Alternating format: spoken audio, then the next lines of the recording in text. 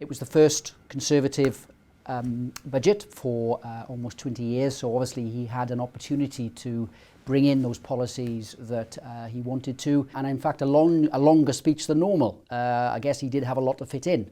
And I think, quite a surprise yesterday. One around changing the way the dividends are taken from companies, another around landlords who own residential property, some big changes there, and of course the introduction of a living wage. So is it going to cost businesses more now to employ people? Well, if they're paying at the moment at the national minimum wage, then invariably it will cost them more.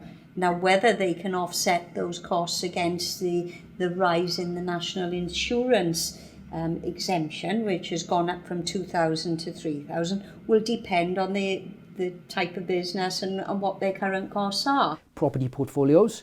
Yes, we didn't expect it, but I think what this does is give a level playing field for those deciding to invest in property and those deciding to invest in stocks and shares. Because up until now, if you buy a property, a second property, and you rent that out, you can claim tax relief for the loan interest costs, for the mortgage interest costs. Therefore, that brings your tax bills down and gives you more in your back pocket. From next year, that the tax relief on mortgage interest is going to be reduced down to the basic rate. Exactly. So that means then that owning and renting property from next year is going to become more expensive. And we're thinking, well, for those clients of ours who are highly geared, so that means a lot of loan to property value, they're certainly going to lose out from next year. Because of course we've had the changes on dividends. The 10% tax credit that you have on your dividends now gone. What he did say, so he took that away in one hand, and on the other hand he said, well, I'll give you 5,000, so now you can have dividends of up to 5,000 and you won't pay any tax on them.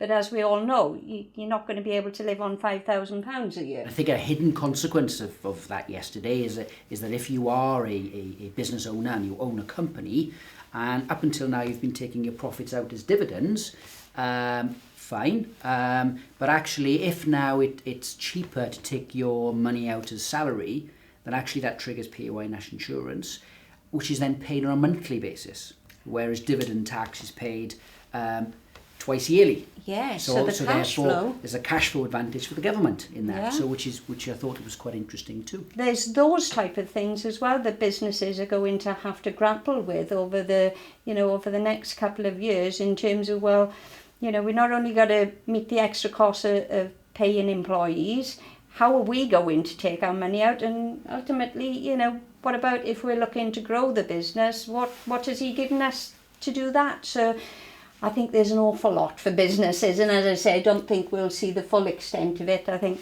Leighton and I will be quite busy over the next couple of months in terms of revisiting these things, won't we, Leighton? To summarise, I think yesterday's budget was full of surprises. Yes, a very surprising budget, and one which will take a lot of time for us to digest and fully understand what the implications are.